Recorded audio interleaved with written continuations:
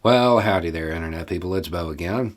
So, today we're going to talk about some new polling, some new reporting, some very unscientific, unofficial polling that I did, and the continued distancing that is occurring between those in the Republican Party in political office whose rhetoric helped inflame people and led to the events of the 6th, and the people who were there that day.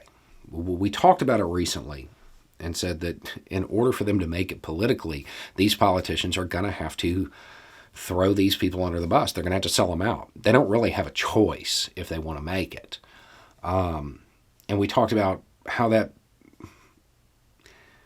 may lead to issues in and of itself, because generally speaking, once you kind of inflame people to the point where they're ready to use violence and then you turn on them, it doesn't historically always have a good outcome. So we talked about how that was going to happen. That has happened at breakneck speed. Most, if not all, of the members of Congress who were mentioned in that reporting that said that they helped organize or had something to do with the rallies that fed the events at the Capitol, they've mostly come out and said, oh, that wasn't me. I didn't know anything about that. That was my staff. They were acting on their own. I don't support that. Under the bus they go. The Washington Post just is putting out a pretty comprehensive report on the 6th. They reached out to Trump for comment. He responded with a giant statement that they refused to publish because they say it was full of a bunch of lies. And given his last old man yelling at clouds letter to the editor over at the Wall Street Journal, I'm inclined to believe that it was full of lies. But his spokesperson said something pretty entertaining. He said that the people at the 6th were, quote, agitators not associated with the president. Even Trump is trying to distance himself now, at least through his spokesperson. Now, keep in mind, it wasn't that long ago that they were trying to turn them into martyrs. So that's an interesting development.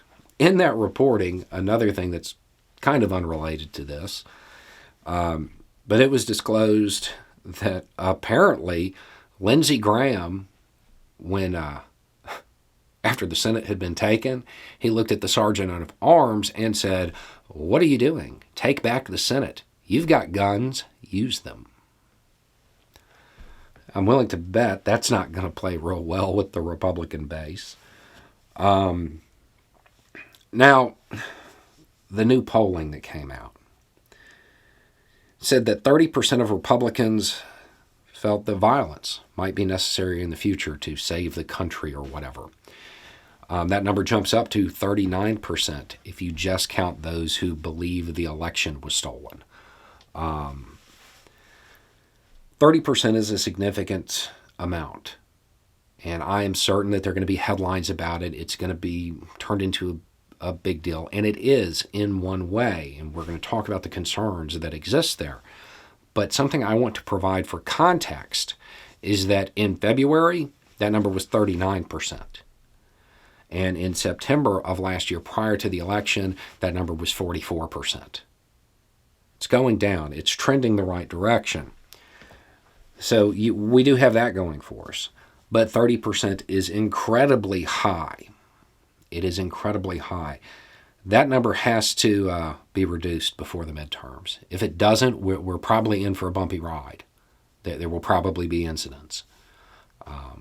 That number's got to be reduced, and the problem is it's going to require Republicans to reduce it.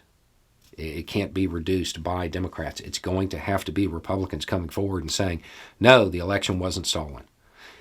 No, we don't need to go this route. No, blah, blah, blah. They're going to have to be the ones to do it. They're going to have to tame down their rhetoric. And many of them are trying in their own way to at least switch the story to something else. We recently saw Senator Hawley give his opinion on masculinity. That wasn't very well received. And I think that in many cases, those closely linked to the Sixth are going to have real issues trying to rebrand themselves as part of the moral majority after some of their statements and actions in regards to the election. If the Republican Party was smart, they would encourage a lot of these people to no longer run, to retire, to leave. That would be the smart move. It's unlikely that they do that, though.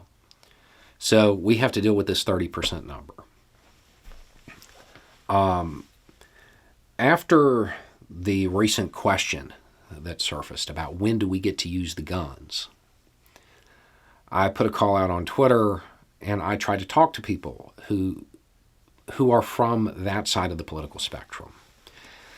And I made it clear up front that I was going to ask 3 questions. The first question was, who are they? Who are you going to use them against? Them. Who is this they people you talk to?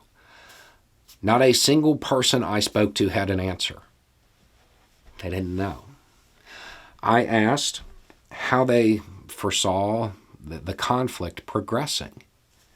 Not a single one of them had an answer. And then the last question was, what happens after the conflict? After, the guns get used, what happens next? There was never an answer beyond a slogan. Restore the Republic, quote.